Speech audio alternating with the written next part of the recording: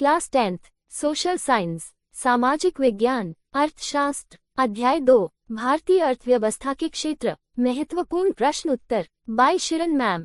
प्राथमिक क्षेत्र कृषि आधारित क्षेत्र पर एक नोट लिखें। वह क्षेत्र जिसमें वस्तुओं के उत्पादन में प्राकृतिक संसाधनों का उपयोग किया जाता है प्राथमिक क्षेत्र कहलाता है। इसमें कृषि और उससे संबंधित गतिविधियां जैसे उत्पादन आदि शामिल हैं। द्वितीय क्षेत्र औद्योगिक आधारित क्षेत्र पर एक टिप्पणी लिखें। द्वितीय क्षेत्र को औद्योगिक क्षेत्र भी कहा जाता है।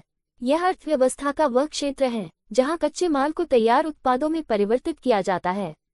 उदाहरण कपड़ा उद्योग, रासायनिक उद्योग आदि। तृतीयक उद्योग या सेवा क्षेत्र के बारे में एक नोट लिखें। तृतीय क्षेत्र प्राथमिक और द्वितीय क्षेत्र को सहायता प्रदान करता है और यह उत्पादन प्रक्रिया के लिए भी सहायता प्रदान करता है। तृतीय क्षेत्र को सेवा क्षेत्र भी कहा जाता है। उदाहरण परिवहन, सहकारिता आदि। सकल घरेलू उत्पाद या जीडीपी क्या है? जीडीपी अंतिम वस्तुओं और सेवाओं के मौद्रिक मूल्य को मापता है।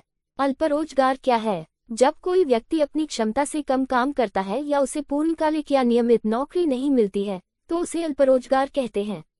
प्रच्छन्न बेरोजगारी क्या है? प्रच्छन्न बेरोजगारी बेरोजगारी का एक रूप है जिसमें आवश्यकता से अधिक लोग कार्यरत होते हैं। इस स्थिति में लोग रोजगार में लगे हुए दिखते हैं लेकिन कुल उत्पादन में उनका योगदान नगण्य होता है। इसे छिपी हुई बेरोजगारी या अल्परोजगार भी कहा जाता है। बेरोजगारी क्या है? बेरोजगारी का मतलब है कि कोई व्यक्ति काम करने के लिए इच्छुक और सक्षम है लेकिन उसे वेतन वाली नौकरी नहीं मिल पा रही है। मनरेगा क्या है? ग्रामीण रोजगार गारंटी योजना, जिसे महात्मा गांधी राष्ट्रीय ग्रामीण रोजगार गारंटी अधिनियम MGNREGA के नाम से जाना जाता है, भारत में लागू की गई एक रोजगार गारंटी योजना है। ये योजना ग्रामीण क्षेत्रों में परिवारों की आजीविका सुरक्षा बढ़ाने के लिए शुरू की गई थी। इस योजना के अंतर्गत ग्रामीण परिवारों के वयस्क सदस्यों को प्रतिवर्ष कम से कम 100 दिन का रोजगार दिया जाता है। संगठित क्षेत्र से आप क्या समझते हैं? संगठित क्षेत्र में वे व्यवसाय शामिल हैं जो सरकार के साथ पंजीकृत हैं और उसके दिशानिर्देशों और नियमों का पालन करते हैं। असंगठित क्षेत्र क्या है? असंगठित क्षेत्र में वे व्यवसाय और श्रमिक शामिल हैं जो सरकार के दिशा निर्देशों और नियमों का पालन नहीं करते हैं। स्वामित्व के आधार पर क्षेत्रों के प्रकार बताएं।